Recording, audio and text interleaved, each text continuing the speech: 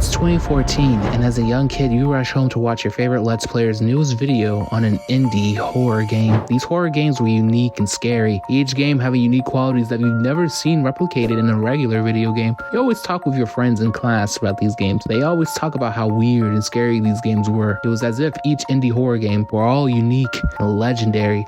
These legendary games such as Amnesia: The Dark Descent, Vanish, SCP Containment Breach, Outlast, and Slender Man were all innovative. They were so creative and often provided a unique and chilling experience that couldn't be found in mainstream titles such as Madden or Call of Duty. However, one day there was this random indie horror game, and it was unlike anything you've seen before. Sure, all indie horror games were unique, but even so, in a sea of dread and fear, this game stood out. Unlike in most other horror games, you couldn't move. Instead, you were confined to a single room with no doors, and the only thing separating you from all-consuming darkness of the areas outside your room were a bunch of monitors that allowed you to observe your surroundings without actually stepping outside via security cameras. And as you looked into the monitors, you see three hulking mechanical machines, their eyes dead, face unflinching. But every time you look away, you swear that these mechanical machine monstrosities move. You try your best to calm yourself. I'm just hallucinating. It's just my mind playing tricks on me. But then you hear it, the quick but thunderous footsteps erupting in the hallway close to your office. You open your monitors only to see a shadowy mechanical figure zoom down the hallway with impossible speeds, and before you can react, it has already arrived at your door and you're already dead.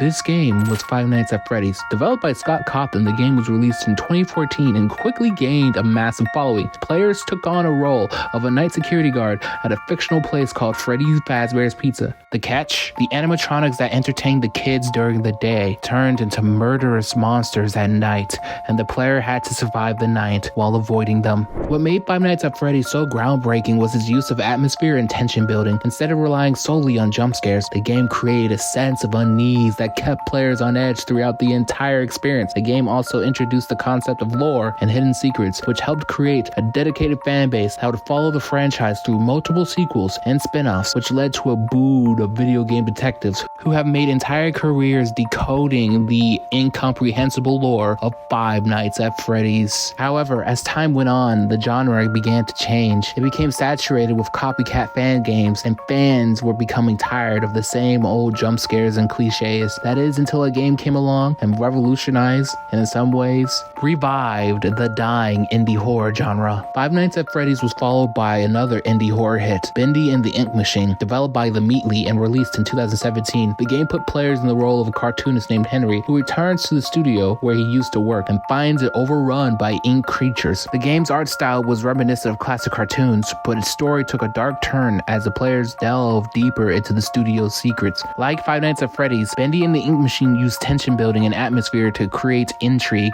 The game's unique art style and story helped it stand out from the crowd and quickly became a fan favorite. The game wasn't necessarily scary, but unlike Five Nights at Freddy's, it was clear that Bendy and the Ink Machine wanted to tell a story. It introduced named characters and side characters that played a role in the unfolding story that had internet detectives digging for clues. Its success led to a barrage of copycat games that tried to replicate its success but failed to capture the magic that led the original to be so special. But the sequel was out. By this time, people were realizing how to construct indie horror games that would blow up on the internet, and we see this with our next entry, Hello Neighbor. Developed by Dynamic Pixels and released in 2017, Hello Neighbor's premise was simple. The player must sneak into the neighbor's house to uncover his secrets. However, the neighbor was an AI-controlled character who learned from the player's actions, making each playthrough unique. Hello Neighbor's AI system was so groundbreaking, it created a new level of immersion in the horror genre. However, the game's execution was flawed, and it suffered from a lack of polish and frustrating gameplay mechanics, which absolutely killed any hype the game had, as it became clear that unlike Five Nights at Freddy's or Bendy and the Ink Machine,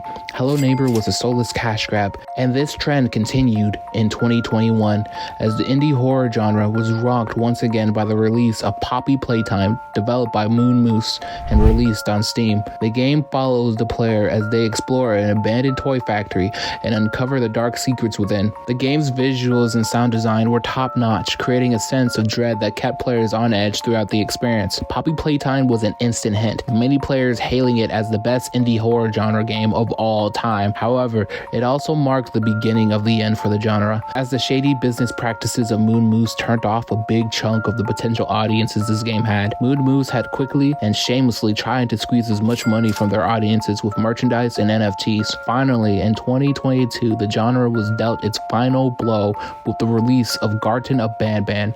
Developed by a small team of independent developers, the game followed a young girl as she explored a haunted garden and tried to unravel its secrets. However, the game suffered from numerous bugs and glitches, and its story and gameplay were lacking in comparison to the games that had come before. Garten of Banban marked the end of an era. Indie horror games had become oversaturated with copycats and lackluster titles, and players were becoming disenchanted with the genre. The games that had once been hailed as groundbreaking and innovative were now seen as tired and overused. It became clear that there was a formula these games were working off of in order to make their games go viral. I will go over the steps. 1. Have a mascot or villain of the game whose design is based off of something nostalgic or familiar. This makes the characters have this weird yet iconic effect where they all resembled something we either grew up around or watched on TV. For example, Five Nights at Freddy's is based off of those creepy Chuck E. Cheese animatronics and others like it that existed predominantly around the 1980s and 1990s, with many of them going forgotten by time as the winds of change blow through our existence that we call reality. Bendy and the Ink Machine is obviously based on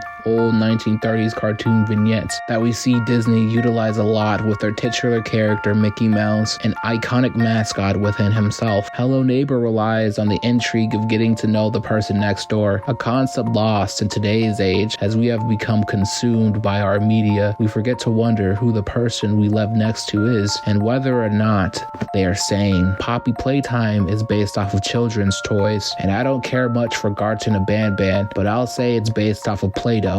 Then number 2, ambiguous lore that gets theorists thinking, and from there, all they need to do is step 3, wait for the views to roll in.